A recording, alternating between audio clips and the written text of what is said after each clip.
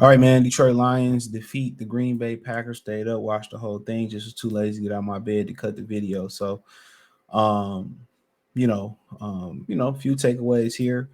Um, I think they played it safe in the second half to try to protect the lead. I think they should have kept the foot on the gas, but I think one of the reasons they didn't keep the foot on the gas was that interception that Jared Goff threw early in the game. And obviously, I think if you didn't know right now, you found out real quick and fast that David Montgomery is the back of choice. I mean, he was in there on some plays where they threw the football right now, and he clearly head, shoulders, and knees and elbows and toes above Jahmyr Gibbs on this depth chart. Is David Montgomery the number one back? Then Jahmyr Gibbs is down there. He had 4 times more carries than Jahmyr Gibbs did. Jahmyr Gibbs had 8 carries and had 5 targets for 4 receptions. Nine, hold on, 9, 10, 11, 12. Yeah, he had 13 touches, or 13 opportunities for touches, 14 touches to be exact. Um, Dave Montgomery had 34. Caught both his receptions, had 32 carries. So that's who they chose to ride right now. And I think when you watch Jahmyr Gibbs run the ball, I just think you see more. I think with Dave Montgomery is slow, steady, win the race. I think it's all reliable. It's textbook. When he get in traffic, he covered the ball with 2 hands. But with Jahmyr Gibbs, you see more, dazzle. You see more explosiveness, and they both getting the same yards. But what we seen versus Jahmyr Gibbs against Atlanta was the difference is he got another gear and he gets stronger as the game go on. He's an every down back. And that's what's hurting him. He just not one of them backs that's just gonna pop one off, and he not a scat back.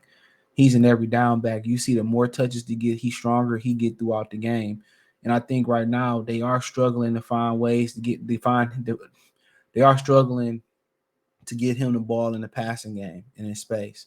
Right now, that's become a struggle for them. That's become a struggle for him. Finding a way to get him the ball in space. you know. And I think eventually, Ben Johnson might have some things covered up in the bag. In my opinion, I think he got some things covered up in the bag. But to start the game, I mean, what you seen was simple as, Jameer, simple as, Goff on the third down, third and long. He threw another pick over the middle. He was high. So you don't want to be high over the middle. You really want to be on point, or you want to be low. Then he was high over the middle. And that was another pick, and that's something that they got to work on. I know Josh Reynolds can jump. I know Sam Laporta can jump, but you can't be high over the middle and you got safeties, or you got a safety robbing, or you got 2 safeties sitting back, or one safety back there. You got one safety back there. You can't be high over the middle. Um, Maybe it was jitters, maybe it was overconfidence, but obviously they got some things that they need to work out as an offense. You could tell, just a little bit about them over the middle of the field passes, him being high. Maybe you want to act some of them plays out the playbook, whatever. And then Green Bay, they get the pick, and I forget who made the tackle on the Green Bay defender who made the pick, but he saved the touchdown. That could change the complexity of the game. But then the Lions, they score a field goal. The Lions defense hold. They came to play. They whooped the Packers offensive line, but they had a couple backups in there. I think John Runyon out of the University of Michigan got injured, but I think he came back in the game though, and they came right back down the field. They had a big throw. I don't know if it was a third down to Sam Laporta. I mean, I think that was that play where he led Sam Laporta with a perfect ball. Douglas was all over him. Laporta got the ball, ran with it, and then next thing you know, they called basically I don't know what it was like. It was a whipping up. I don't even know if that's the thing. It's like St. Brown was running like he about to run a whip, like he about to run a whip and come back in. He ran a whip and went vertical. I think it was Douglas again who got cooked. He lost his footing, and it was 6. From there on, they didn't really look back. It was the David Montgomery show. He ran up and down. It was David Montgomery and Josh Reynolds show. They ran up and down the field. Reynolds has 3 catches, 69 yards. I didn't expect much from Reynolds this game. And one of the reasons I didn't expect much from Reynolds this game is, healing from a groin injury is pretty tough on short notice. So, but Reynolds had a solid game. He had the most receptions on the team, or the most receiving yards. St. Brown had 5 yards for 56 yard, 5 receptions, 56 yards, one TD. Obviously, we just spoke on that. Laporta, 4 catches, 56 yards. So, their offense is being very, very efficient. They're finding creative ways to continue to create explosive plays down the field, but I think they really gonna need to lean on Jahmyr Gibbs, and I think they're waiting for Jahmyr Gibbs to preserve him for the second half of the season. So I think some things they keeping in the bag. They going This is my synopsis, my opinion. You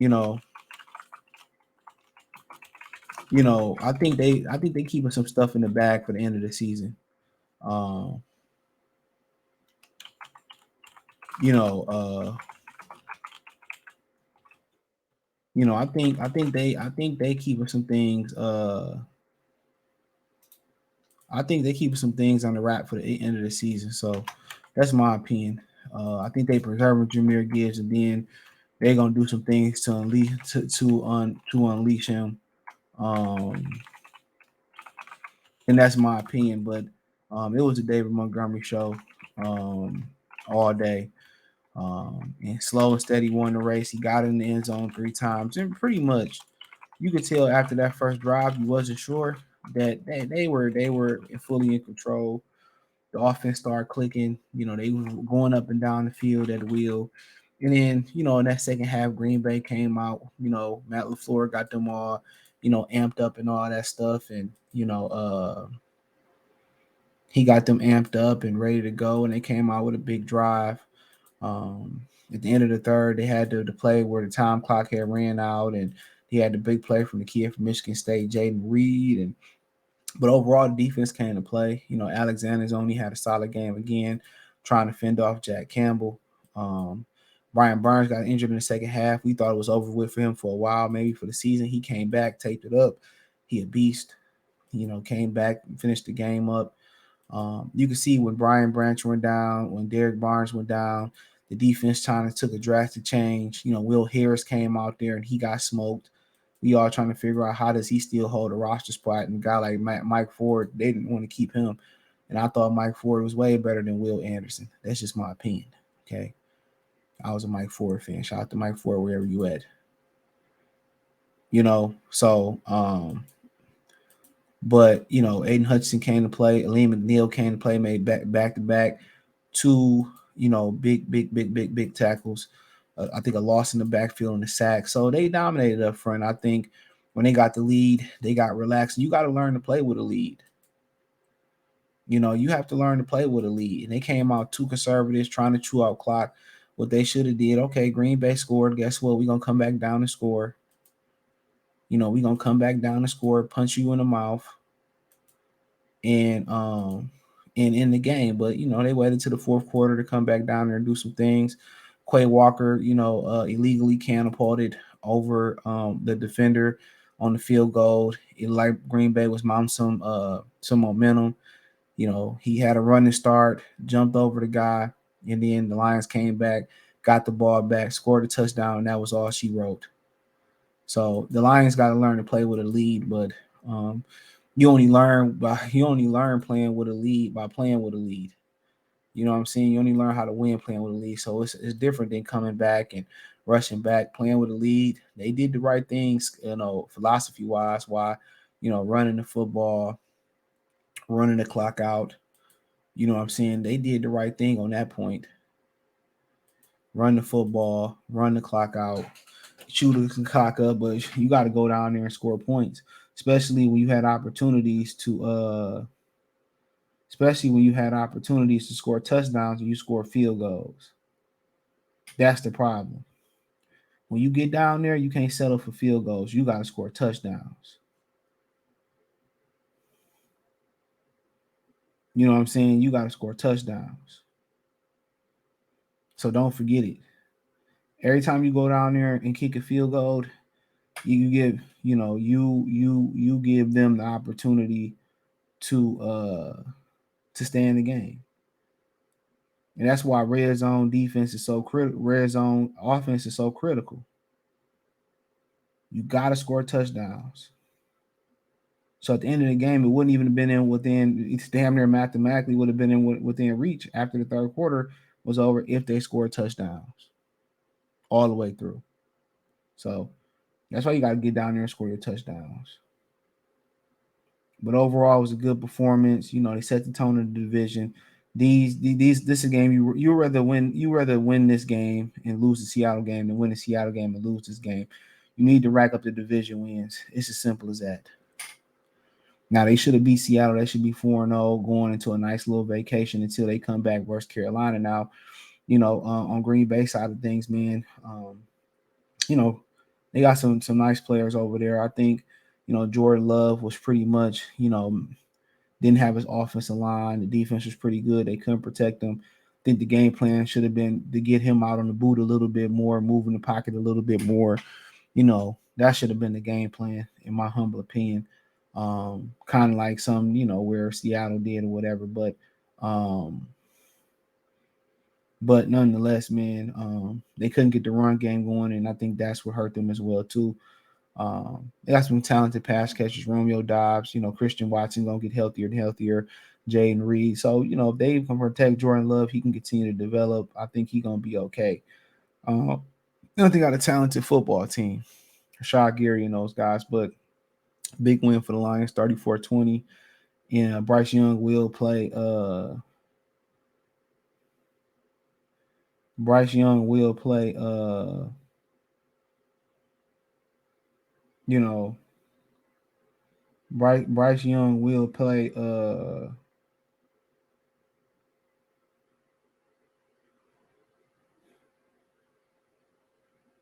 Bryce Young will play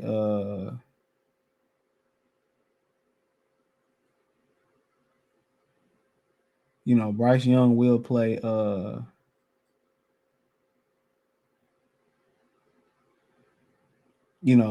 this Saturday. This Sunday. So he should be ready to go versus the Lions in next week. So check out Detroit Lions post game reaction playlist. Thumbs up the video, share the video, subscribe to the channel. Next subscribe button is the bell icon button. Hit all notifications, increase your chance, get notifications. We go live or drop video. Financially, want to support the channel? Cash App, $ CJ Good 313. Venmo CJ Good 313. PayPal link description. Hit the link tree. Find me on Twitter, Instagram, Spotify, Anchor, Cash App, Venmo, PayPal, Apple Podcasts, Google Podcasts, the whole nine. Appreciate the love, support. Let me know what you girls and guys think in the comment section. Peace.